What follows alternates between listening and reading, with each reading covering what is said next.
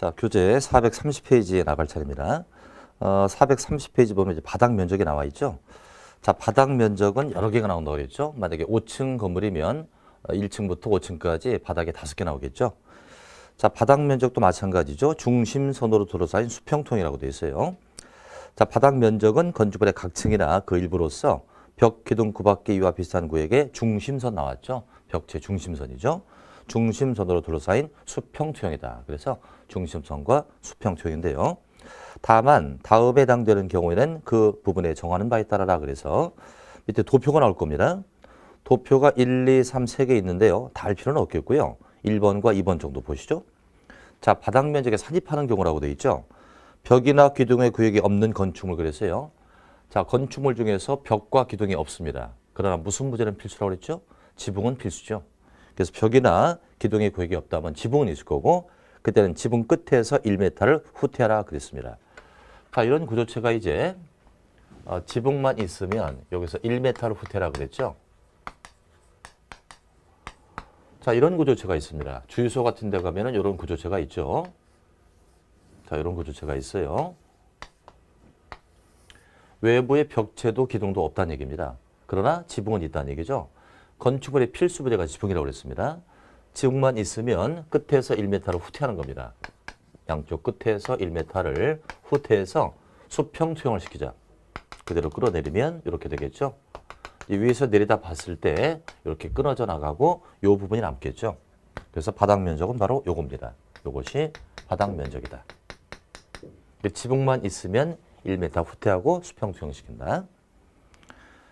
그리고 두 번째 경우는 이제 발코니라고 나오는데요. 발코니가 나와 있고요. 괄호 속에 노대 등이라고 되어 있죠.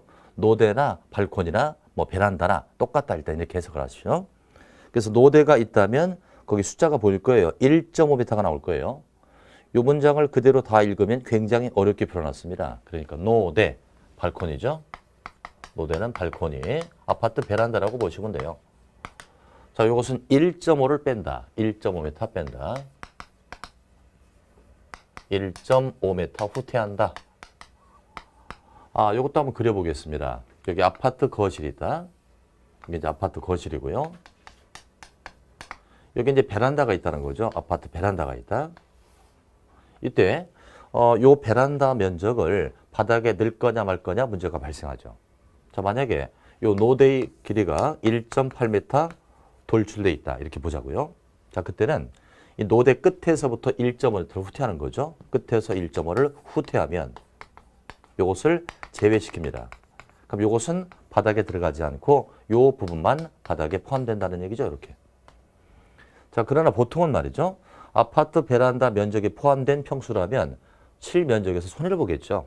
만약에 30평 아파트인데 이걸 포함해 30평 그러면 이모만치 실평수에 손해를 보는 거죠. 실제로 아파트를 질 때는 이 노대의 길이가 1.5를 넘지 않죠. 그래서 거의 포함되지 않습니다. 그러나 나는 이 베란다를 내 홈바나 내 개인 용도로 쓰겠다라면 얼마든지 뺄 수 있습니다. 빼는 반치 요걸 뺀 나머지 부분이 포함된다. 자, 그래서 이렇게 정리를 해요. 지붕만 있으면 1m 뺀다.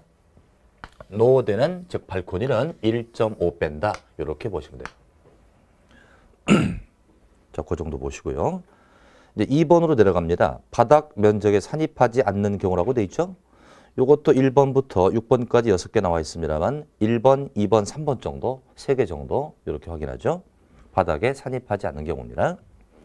자, 피로티, 그 밖에 이와 비슷한 구조의 부분은 자, 피로티가 있어요. 이 피로티를 바닥에 넣을 거냐 말 거냐 문제가 발생하죠. 이때는 피로티의 용도가 뭐냐에 따라 달라요. 첫 번째, 공중통행. 두 번째, 차량통이나 주차 또는 공동주택 이럴 때는 바닥에 산입하지 않습니다. 예를 들어서 이제 피로티 하게 되면 건물의 일부를 띄는 거죠. 이렇게 바닥 전체를 땅에다 붙이지 않고요. 일부를 이렇게 띄는 거예요. 이렇게 띄어가지고 여기다 기둥을 이렇게 박죠. 이 부분을 피로티라고 합니다.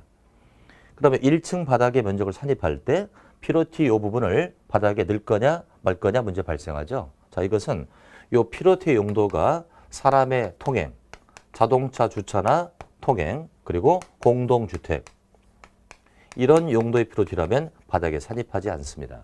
따라서 이 건물에서 만약에 요 피로티 부분을 주차장으로 썼다라면 1층 바닥을 계산하세요. 그러면 요것은 포함이 안 되겠죠? 이건 제외가 되고요. 요것만 바닥이다 이겁니다.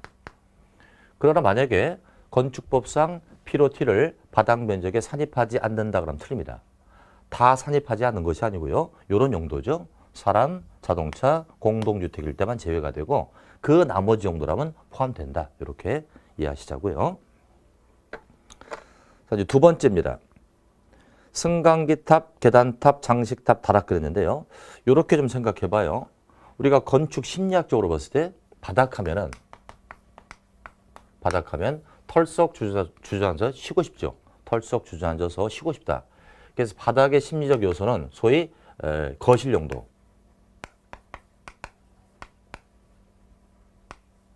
그러니까 우리가 이제 쉴 수 있다는 그 용도죠. 바닥은 거실 용도, 이렇게 쓰일 때만 바닥에 산입을 합니다. 그런 용도가 아니라면 산입할 수가 없겠죠. 자, 그래서 승강기탑, 계단탑 이런 것들은 사람이 거주할 수 없죠. 거주용이 아니라는 얘기죠. 또 장식탑도 거주할 수 없습니다. 그래서 그것을 거실용이라고 하지 말고 거주용이라고 할까요? 거주 용도로 쓰일 때만 바닥으로 볼 수 있는 거죠. 그러니까 거주 용도가 아니면 바닥에 포함하지 않습니다. 그래서 두 번째 나오는 것은요. 거주 용도 X라고 적으세요. 거주 용도가 아니기 때문에 바닥에 산입하지 않는다는 거죠. 승강기탑, 계단탑, 장식탑 다 거주용이 아니죠. 그다음에 다락이 나오는데 다락은 사실 예전에 못 살 때는요. 다락에 생활했었지 않았어요? 근데 다락을 잠깐 보니까요. 괄호 속에 층고가 1.5m 이하라고 돼 있죠.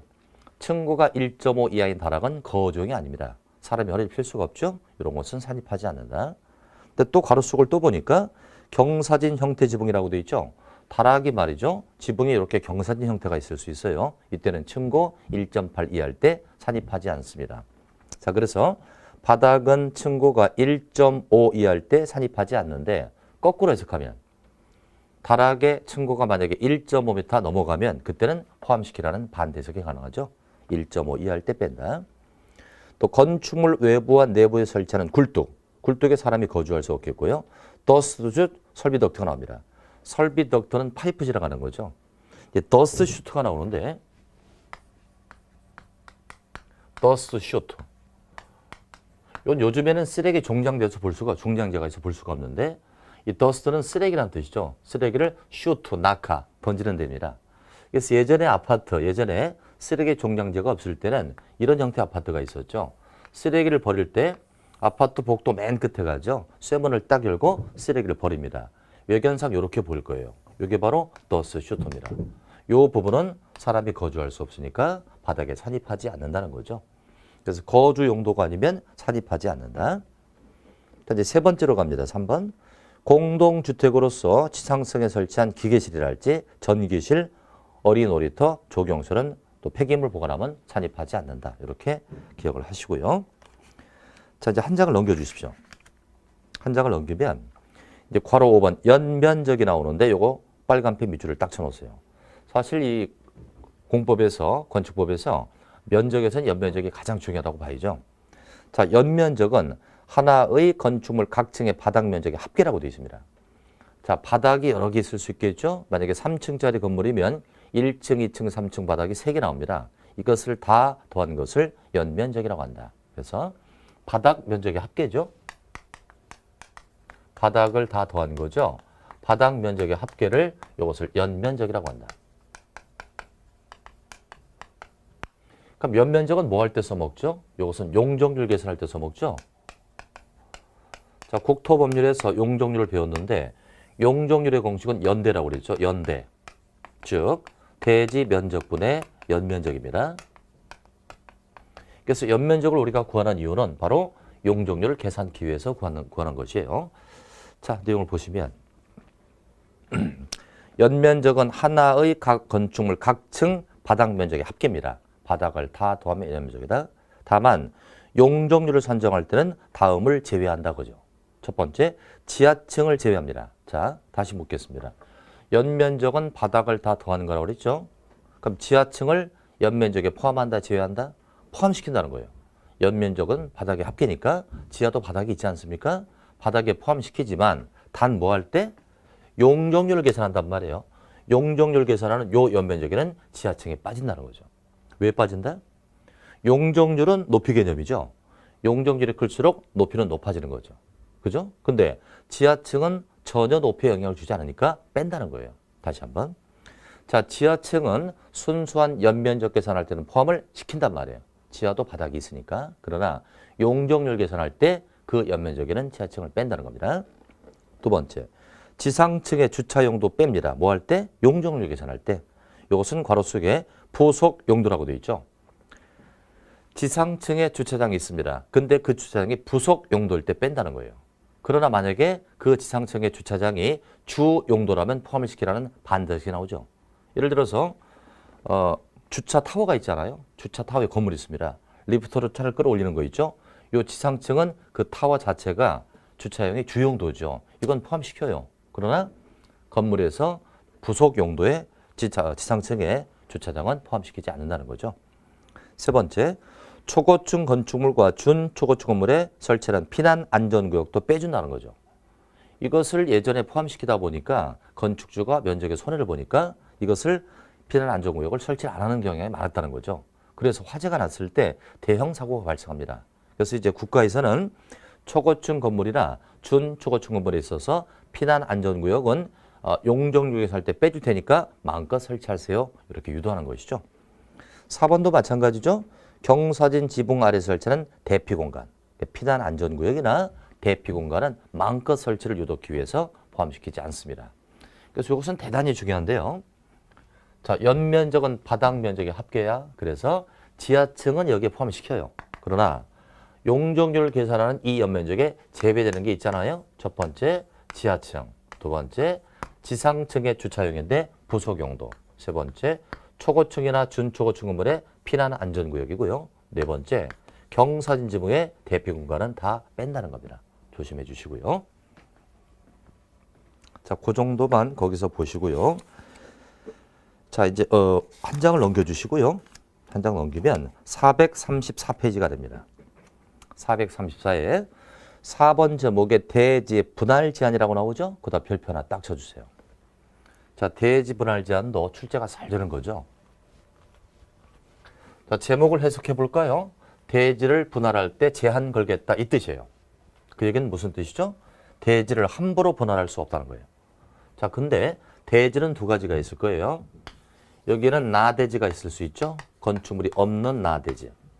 또 여기는 건축물이 있는 대지가 있습니다. 이것은 대지가 건축물이 있어요. 건축물이 있는 그런 대지입니다. 그럼 이 경우에서 분할할 때 좀 달라요. 나대지를 분할할 때와 건축물이 있는 대지를 분할할 때 법 적용이 다릅니다. 나대지를 분할할 때는 이것은 국토법률상 개발행위 허가를 받습니다. 개발행위 허가. 자, 기억들을 잘 되살려 보십시오. 우리 국토법률에서 개발행위 허가 그러면 토 건물이 있었죠. 그죠? 그 중에 토가 토지 분할이 있었습니다.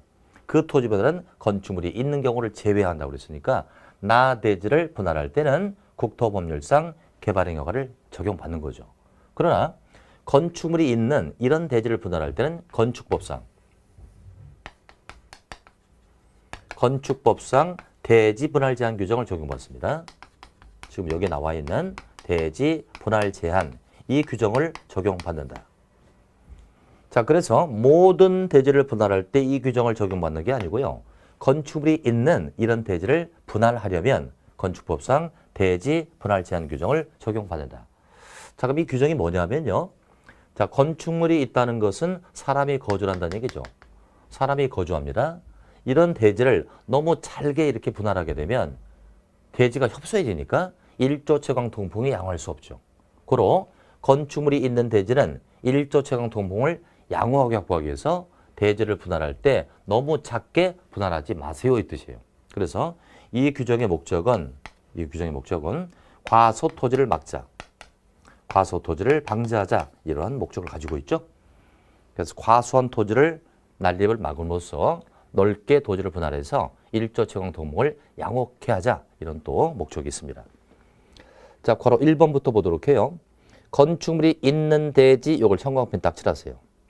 이걸 간과하시면 안 돼요. 건축법상의 대지 분할 제한은 반드시 무슨 대지? 건축물이 있는 대지입니다. 이런 대지는 다음에 해당하는 규모 이상에서 지자체 조례로 정하는 면적에 못 미치게 분할할 수 없다. 자, 밑에 숫자가 나오죠? 요 숫자에 미달되게 분할할 수 없으니까 요거 이상으로 분할해서 과소 토지를 막자는 거죠. 요것은 기준치니까 그냥 외우셔야 돼요. 자, 주거, 상업, 공업, 녹지, 기타에 따라 60, 150, 150, 200 그리고 60제곱 이상으로 분할하는 얘기죠. 요거 이상으로 분할함으로써 과소 토지를 막자는 것이 그 규정이 되겠습니다. 자, 근데 여기서 말이죠. 녹지 지역의 면적이 가장 넓잖아요. 주, 상, 공, 녹 60, 150, 150, 200이라서 녹지가 가장 넓잖아요. 이유가 있겠죠. 녹지 지역은 가장 보존도가 세지만 대지 분할할 때 가장 넓게 분할해야 합니다. 그 이유, 건폐율값이 다르죠. 건폐율이 최소적이에요. 자, 여러분들 거기 주거, 상업, 공업, 녹지 옆에다가 건폐율값을 적어보세요. 주거 지역은 70, 상업은 90, 공업은 70, 녹지는 20%죠. 그러니까 녹지 지역의 건폐율은 20%이기 때문에 대지의 20%밖에 건축할 수 없다는 얘기예요. 고로 대지가 작다면 건축 면적이 아주 작게 나온다는 얘기죠. 그래서 클 수밖에 없다는 겁니다. 자, 이제 괄호 2번으로 가고요. 대지 분할 제한의 기준이 나오죠. 자, 건축물이 있는 대지 또 색을 칠하시고요. 자, 건축물인 대지는 법조 괄호속을 보시면 대지와 도로와의 관계랄지 또 건폐율이랄지 용적률, 대지의 공지 규정, 높이 제한의 기준에 못 미치게 분할할 수 없다는 거예요. 자, 정리해 드릴게요. 대지 분할 제한의 기준. 자, 대지를 분할할 때 첫 번째 무슨 대지일 것? 건축물이 있는 대지일 것. 건축물이 있는 대지를 분할할 때 대지 분할 제한 규정을 적용받는다. 두 번째, 면적 기준이 있잖아요. 면적. 아까 위에 도표에서 있었죠. 주상, 공록, 기타에 따라 60, 150, 150, 260 이상으로 분할하자. 세 번째, 건폐율, 용적률, 높이 제한에 어긋나면서는 안 된다. 분할을 하고 났더니 건폐율 기준이랄지 용적률 기준이랄지 높이 제한 기준에 어긋나게는 분할할 수 없다는 얘기죠. 그래서 보통 이걸 제가 이렇게 세 개를 쓴 이유는 우리 공법에서는 보통 건폐율, 용적률, 높이 제한이 항시 따라다닙니다. 그래서 그것을 공법의 삼총사라고 명칭했었죠. 삼총사, 건폐율, 용적률, 높이 제한을 어긋나게 분할할 수 없다. 네 번째, 거기는 지금 법 제44조라고 해서 대지와 도로와의 관계인데 이게 바로 접도길이 2m입니다. 접도길이 2m 이상에 못 미치게 분할하면 안 됩니다. 이게 바로 법 제44조의 대지와 도로와의 관계입니다. 자, 이 규정 기억나실지 모르겠습니다. 이렇게 이제 도로가 있고요. 대지가 있을 때 지난번 얘기한 거죠. 대지와 도로는 출입 통행 관계라고 했습니다. 그래서 대지에서 도로 쪽으로 출입을 하게 되는데 그러려면 최소한 요 길이죠. 요 길이. 요 길이. 대지가 도로에 2m 이상을 접해 있어야 된다는 얘기죠. 요 대지는 2m 이상을 도로에 접해 있어야 출입이 원활할 수 있겠죠. 요걸 접도길이라고 합니다. 따라서 만약에 현재 말이죠. 접도 길이가 3m라고 되어 있다고 쳐봐요. 요게 3m입니다. 요 길이가 3m예요. 그럼 기준이 확보되어 있는 거죠. 2m 이상을 접하고 있습니다. 근데 대지를 이렇게 분할했다고 쳐봐요. 분할하고 나면 요 길이가 1.5밖에 안 되고요. 요것도 1.5밖에 안 됩니다. 따라서 분할하고 났을 때 2m 이상이 되지 않죠. 이렇게는 분할할 수 없다는 얘기예요. 그래서 접도 길이 2m 이상을 확보해야 되겠다. 끝으로 대지 공지 규정이 있습니다. 자, 이것은 별로 중요하지 않기 때문에 강의를 들을 필요까지는 없겠고요. 이 규정은 대지 내에 공지를 확보하자는 얘기죠. 이거에 어긋나게 분할할 수 없다. 그래서 이 대지 분할 제한은 거의 매년 출제가 되는데 출제 패턴은 두 가지로 가죠. 첫 번째, 면적을 주로 많이 물어봅니다. 면적, 대지 분할 제한 기준 면적, 주, 상, 공, 녹, 기타에 따라 60, 150, 150, 260 이상이 돼야 되겠다. 또 요즘에 출제 경향은 기준을 물어봐요. 대지 분할 제한을 하려면 어떤 기준에 만족해야 될까? 첫 번째는 건축물이 있는 대지일 것. 두 번째, 면적 기준이 있었고요. 삼총사, 건폐율, 용적률, 높이를 어긋나서 안 된다. 또 분할로 인하여 접도 길이가 2m 이상이 안 되면 안 된다. 또 대지, 공지 규정에 합당해야 되겠다. 이 5가지 기준을 잡아주시기 바랍니다. 자, 그 정도면은 대지보다는 충분한 강의가 되었고요. 자, 이제 435페이지 가는 거죠. 제 3절 되겠습니다. 이제 건물의 높이 산정을 보자고요. 자, 면적 산정을 했죠. 면적은 중심선으로 둘러싸인 수평투영이라고 했습니다. 자, 높이 산정 보자고요. 원칙. 건축물의 높이는 지표면으로부터 건물 상단까지로 한다. 자, 건물이 있으면 높이 산정은 어떻게 하느냐. 자, 건축물이 있습니다. 이 건축물의 높이가 어디부터 어딜까요? 건물은 땅에 붙어 있으니까 지표에서 꼭대기 상단까지를 그 높이라고 한다. 높이를 H라고 쓰겠습니다. 그래서 건축물의 높이는 지표에서부터 상단까지로 한다. 이게 이제 원칙이고요. 그 밑에 이제 예외가 자젤구레하게 나오는데 이건 아직 다루지 않겠습니다. 자, 한 장을 잠깐 넘겨보시고요. 이제 436페이지 맨 위에 보면 도표에 동그라미 3번과 4번이 나오잖아요. 요건 좀 보고 가겠습니다. 자, 높이를 따질 때 어떻게 하느냐. 건축물 옥상에 설치가 되는 승강기탑, 계단탑, 망루, 장식탑, 옥탑. 이런 것들이 뭐죠? 옥상에 튀어나와 있는 돌출 부분이죠. 이것을 높이에 산정할까의 문제가 발생합니다. 자, 이때는 그 수평 투영 면적의 합계가 해당 건축물의 건축 면적의 8분의 1 이하가 나오죠. 8분의 1 이하라면 그 높이가 12m를 넘을 때 넘는 부분만을 높이에 산입한다. 좀 어려운 표현이 나왔죠? 자, 이렇게 그림을 그려볼게요. 건축물의 높이가 예를 들어서 50m다. 여기 50m고요. 그 다음에 옥상에 돌출 부분이 있어요. 승강기탑, 계단탑 이런 곳들이 있는데 제가 망루를 그렸고요. 망루. 여기 망루다. 이렇게 옥상에 돌출되어 있는 거죠. 자, 망루는 뭐죠? 말 그대로 올라가서 망 보는 데죠. 되게 소방서 같은 데 이런 게 있겠죠. 망루의 높이가 만약에 15m라고 쳐보자. 이때 이 건축물의 높이는 몇 m냐 이렇게 나오겠죠. 그럼 방식은 두 가지죠. 요것만 따질지 요걸 다 따질지 아니면 요거의 일부를 따질지. 요것을 판단할 때는 자, 망루가 놓여지는 수평투영이 이거죠. 이게 바로 수평투영 면적. 망루를 위에서 내리다 봤을 때 땅에 깔리는 이 망루의 수평투영 면적. 그 다음에 건축물의 건축 면적은 이거죠. 땅에 닿는 흔적, 건축 면적. 수평투영 면적하고요.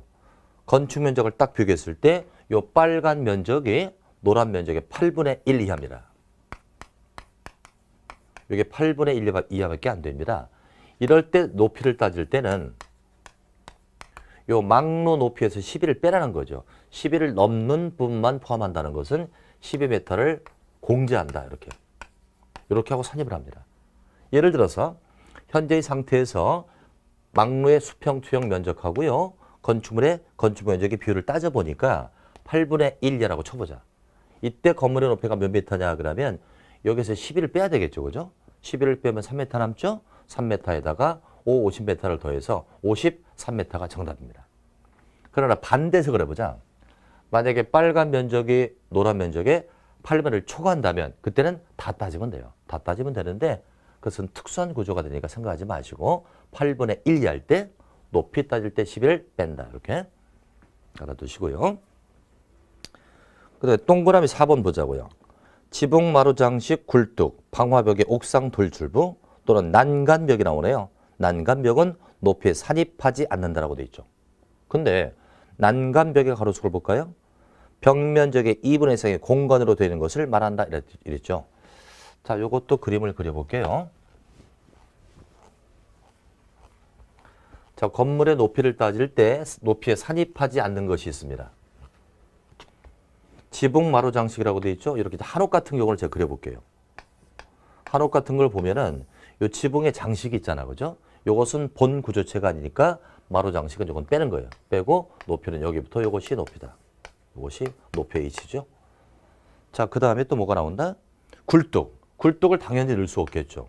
자, 1층짜리 공장이 있고요. 여기 50m짜리 굴뚝이 있다. 이때 이 공장의 높이를 50m다 그럴 수는 없죠. 굴뚝의 높이는 산입하지 않는다. 높이는 요 공장의 1층 건물만 높이로 따진다. 그 다음에 난간벽이 나옵니다. 자, 건물이 이렇게 있고요. 옥상에 난간이 있죠. 이렇게 난간. 이게 난간벽인데 이 난간을 높이에 넣을 거냐 말 거냐 문제가 발생하죠. 무조건 빼는 게 아니고요. 난간벽은 어떨 때 제외한다? 벽면적 2분의 3의 공간으로 되어 있다. 예를 들어서 난간을 쇠창살로 이렇게 만들었다고 쳐봐요. 쇠창살로 난간을 만들었습니다. 그렇다면 이 전체 면적에서 반 이상이 구멍으로 뻥뻥 뚫어져 있잖아, 그죠? 반 이상이 공간으로 되어 있는 거죠. 이때는 산입하지 않습니다. 그러나 거꾸로 해석해보자. 이 난간에다가 난간을 벽돌로 꽉 채워서 지었다면 2분의 3 공간이 아니죠. 그때는 포함을 시키라는 반대석이 나오겠죠. 그렇게 기억을 해줍니다. 자, 그 다음에 중요한 게 또 나오죠. 괄호변에 층고 나오네요. 빨간 펜 밑줄 딱 쳐놓고요. 층고는 층의 높이를 층고라고 하는데 윗면을 2번 확인하셔야 돼요. 윗면 2번. 자, 층고는 방의 바닥 구조체 윗면에서부터 위층 바닥 구조체 윗면까지로 한다. 윗면에서 윗면. 자, 층고는 윗면에서 윗면이라고 돼 있어요. 자, 건물을 제가 이렇게 그려보겠습니다. 이게 1층 바닥이고요. 이게 2층 바닥입니다. 2층 바닥. 이때 층고를 체크해 보면 바닥 윗면에서부터 위층 바닥 윗면까지입니다. 윗면에서 윗면. 이게 바로 층고죠.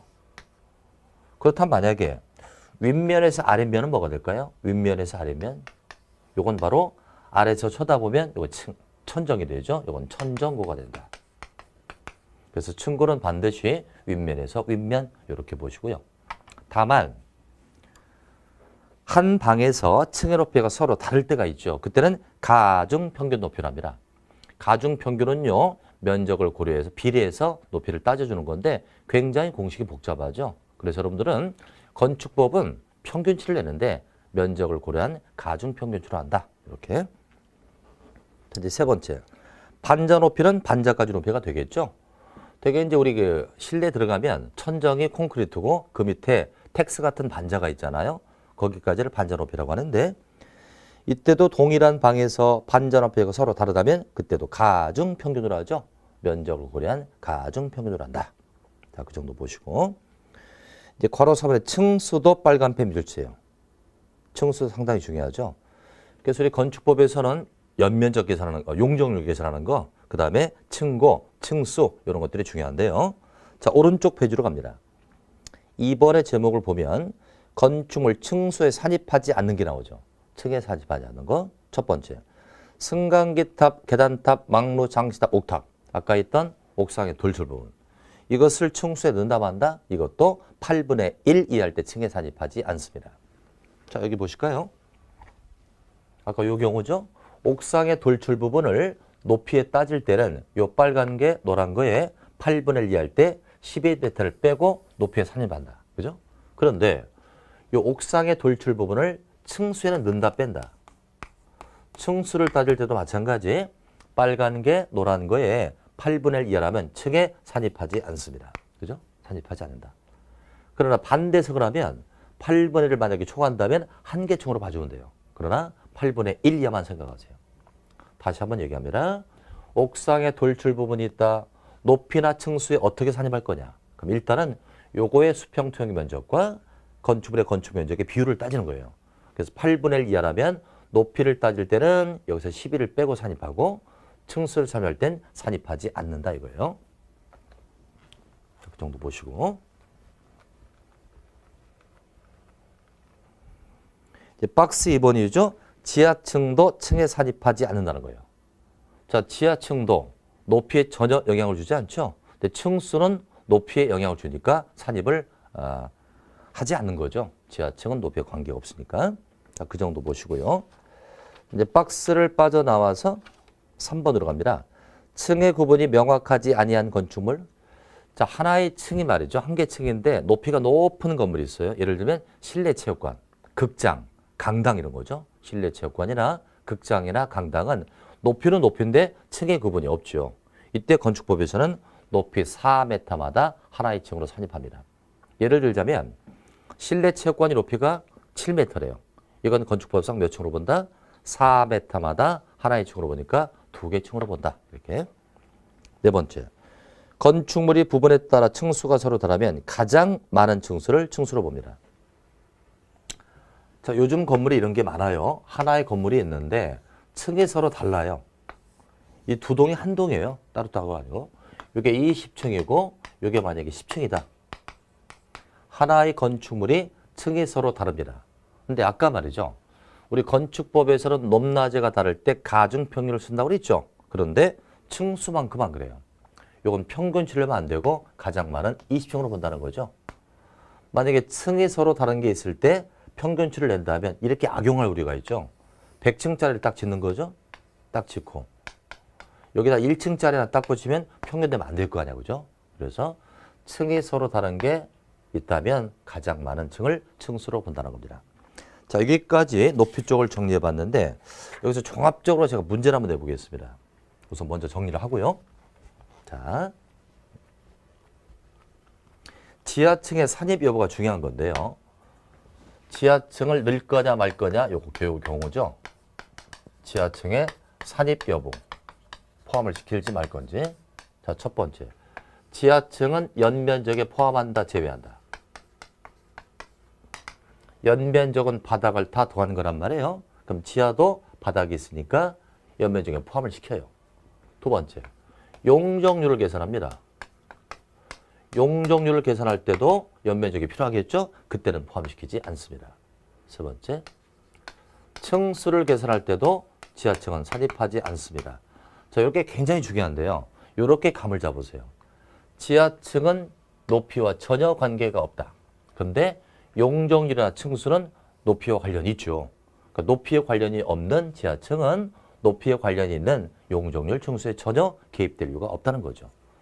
자, 예를 한번 들어볼게요. 대지 면적이 1000제곱이라고 합니다. 지상 1층부터 지상 2층 있고요. 지상 4층까지 만들어 볼게요. 3층, 지상 4층.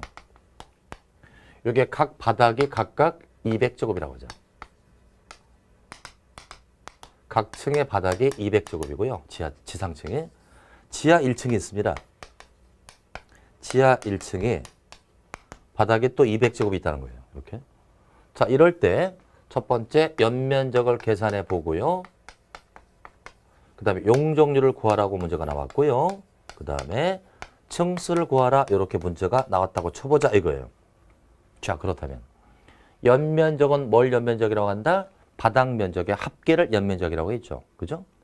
바닥을 다 더하면 지하층도 포함한다, 제외한다? 지하도 바닥이니까 연면적 계산을 포함시킨다고요. 따라서 요 5개를 다 더해야죠. 200짜리가 5개 있으니까 1000제곱입니다. 반면에 용적률 계산해 볼까요? 용적률의 공식은 연대라고 했습니다. 연대. 즉 대지 면적분의 연면적이라고요. 물론 곱하기 100이 있어야 되겠죠. 퍼센트니까. 자, 그러면 대지 면적이 얼마였다고요? 대지 면적이 1000제곱이죠. 1000을 넣고요. 물론 곱하기 100을 해야 되겠죠. 퍼센트니까. 그 다음에 연면적을 계산합니다. 용적률을 계산하는 이 연면적에는 지하층을 넣는다 뺀다? 지하층을 산입하지 않잖아. 그죠? 이게 빠지는 거예요. 빠지니까 요거 4개만 바닥을 다 더해야죠.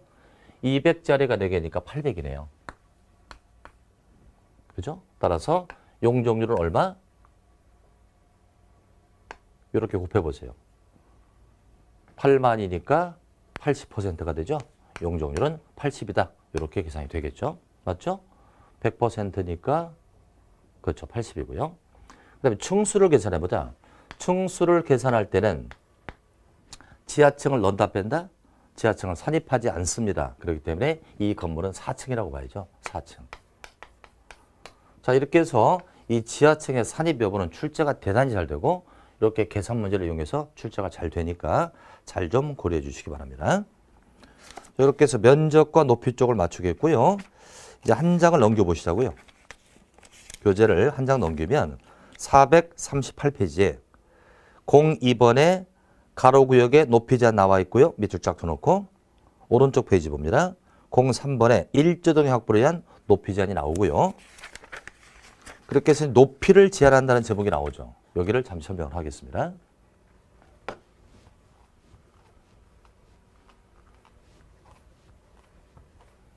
자, 제목이 건축물의 높이 제한이죠.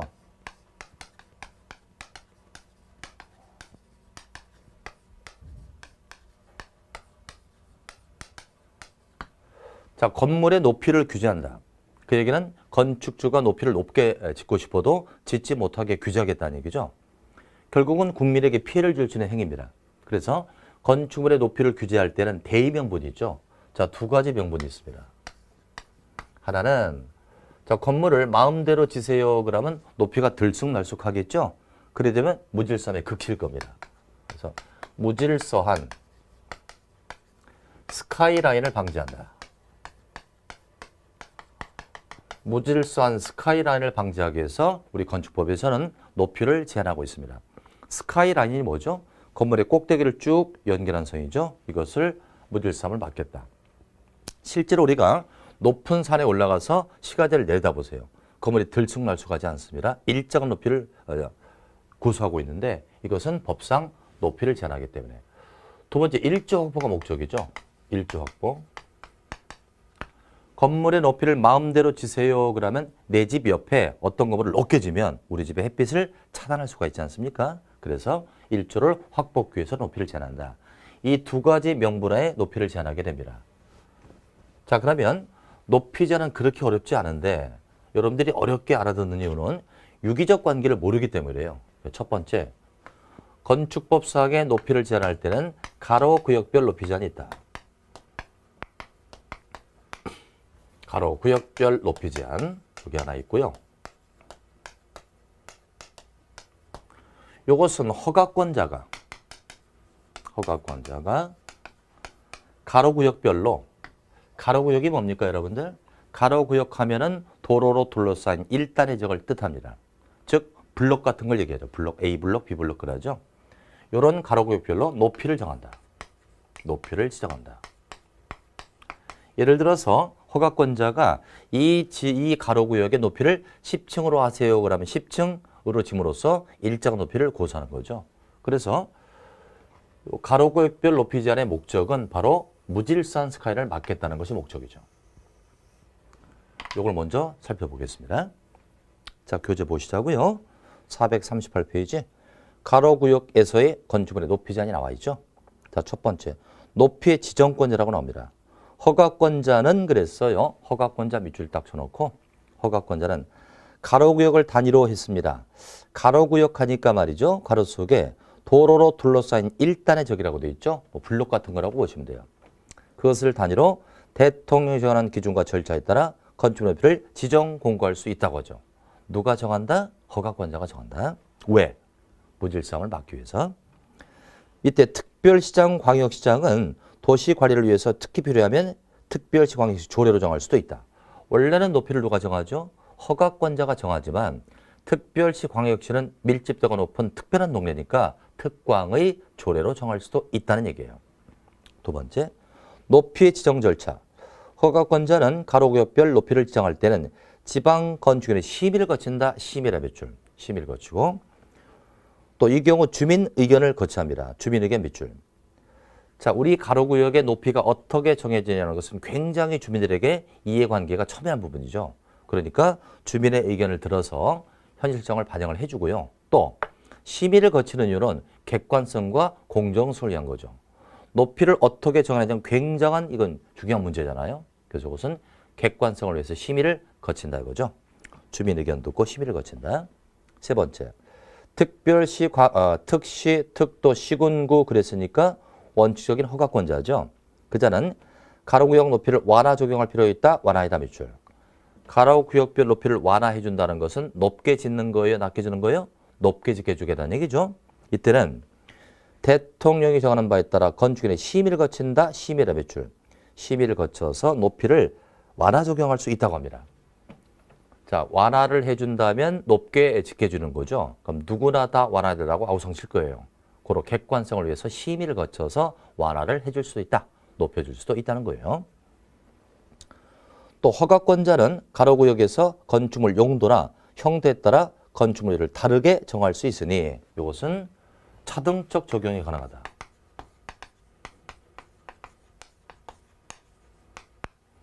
똑같은 가로구역이라고 무조건 같은 높이를 적용하는 건 아닙니다. 여기 만약에 가로구역이 있어요. 그때 똑같이 높이를 고수하는 게 아니라 차등화시킬 수 있죠. 여기는 쇼핑센터니까 7층, 여기 목자통이니까 5층, 여기는 문화의 거리니까 4층 이런 식으로 차등화시킬 수가 있다는 얘기죠. 차등적 적용이 가능하다. 전반적으로 건축물의 높이를 제한할 때는 허가권자가 가로구역으로 높이를 정하면 거기에 맞게끔 짐으로써 무질서함을 막겠다는 겁니다. 자, 이제 두 번째 목적은 일조 확보죠. 일조 확보를 위한 높이 제한. 햇빛을 받아들이기 위해서 건물 높이를 규제한다.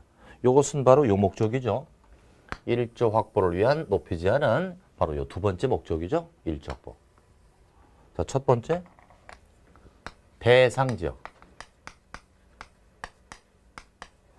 자, 우리나라의 모든 지역이 일조 확보를 위해서 높이를 규제하는 것은 아닙니다. 적용 지역이 있을 거고요. 대상 지역. 두 번째 공동주택. 공동주택도 높이를 규제합니다. 그런데 대부분 어떻습니까? 대부분 공동주택은 기준을 완화할까요? 강화할까요? 공동주택은 기준을 강화하는 거예요. 공동주택은 사람이 많이 밀집되어 있기 때문에 깨딱 잘못하면 대형 사고 발생하죠. 그래서 대부분 법에서는 공동주택은 기준을 강화합니다. 높이 제한도 당연 강화하겠죠. 세 번째, 배제. 배제라는 건 뭐죠? 적용하지 않겠다는 얘기죠. 높이 제한을 적용하지 않겠다는 거예요. 이렇게 세 가지로 딱 잘라서 공부를 하셔야 돼요. 그래서 일단 교재를 먼저 보시면 말이죠. 03번에 1조 등의 확보를 위한 높이 제한이라고 되어 있고요. 괄호 1번에 전용주거, 일반주거의 높이 제한이라고 되어 있죠. 거기다 땡땡 하시고요. 적용 대상 지역이라고 보세요. 적용 대상 지역. 즉 1조 확보가 적용되는 대상 지역은 바로 요 두 지역입니다. 좀 이따 다시 설명을 하고요. 한 장을 잠깐 넘겨보자. 이제 441페이지로 갑니다. 441페이지. 공동주택에 대한 높이 제한 나오죠. 거기다 땡땡하고 강화. 공동주택은 한층 더 강화를 합니다. 강화 대상이다. 또 한 장 넘겨보자. 이제 440페이지 괄호 3번에 소형 건물에 대한 예외라고 되어 있죠. 거기다 땡땡하고 배제. 조그만 건물은 높이 제한을 적용하지 않는 배제 규정이 있다는 거죠. 일단 이렇게 틀을 먼저 잡아 놓으시고요. 조금 쉬었다가 이 부분에 살을 좀 붙여 보겠습니다.